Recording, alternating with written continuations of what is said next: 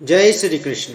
नमस्कार दोस्तों, स्वागत है आप सभी का हमारे चैनल भक्ति ज्ञान में। दोस्तों, आज मैं आपको बुधवार व्रत में सुनी जाने वाली भगवान गणेश जी की कहानी सुना रहा हूँ।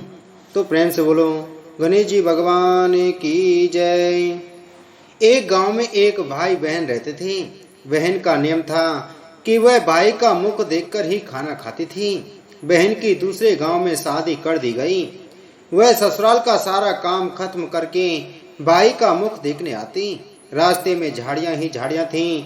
उन्हीं झाड़ियों के बीच गणेश जी की मूर्ति और तुलसी माता का हरा भरा पौधा भी था। वह रास्ते भर कहती जाती, हे भगवान, मुझे अमर सुहाग और अमर पीहर भाषा देना। झाड़ियों के कारण कई बार उसके पैरों में कांटे भी चुभ जाया करते थे। एक दिन उसके पैरों से खून निकल रहा था। वह भाई का मुख देखकर भाभी के पास बैठी। भाभी ने ननद से पूछा कि आपके पैरों में क्या हो गया। तब बहन बोली कि रास्ते में झाड़ियों में से मेरे पैर कट गए। भाभी ने अपने पति से कहा कि आपकी बहन रोजाना आपका चेहरा देखकर ही खाना खाती है। वह जिस रास्ते से आती है वहां झाड़ियों के कारण उसके पैर कट जाते हैं। आप वहां का रास्ता साफ करवा दो। भाई ने कुल्हाड़ी लेकर सारा रास्ता साफ कर दिया। रास्ते में वे विनायक जी, गणेश जी की मूर्ति और तुलसी माता को भी हटा दिया। इससे भगवान नाराज हो गए और उसे हमेशा के लिए नींद में सोता ही छोड़ दिया। पत्नी जोर जोर से रोने लगी।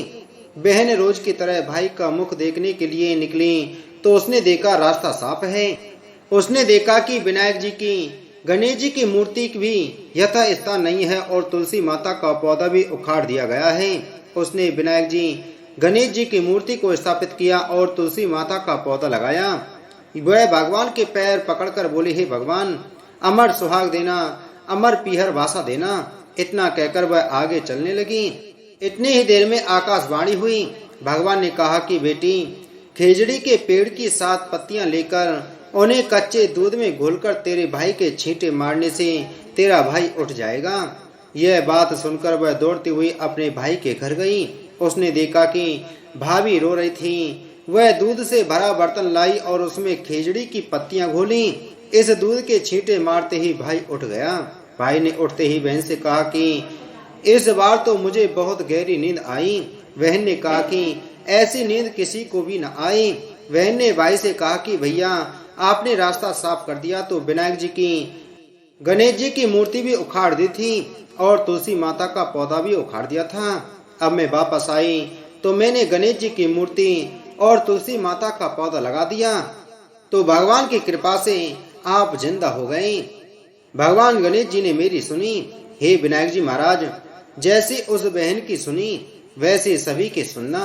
कहानी कहने वाले की, सुनने वाले की, हामी भरने वाले की और सभी के परिवार वालों की मनोकामनाएं पूरी करना।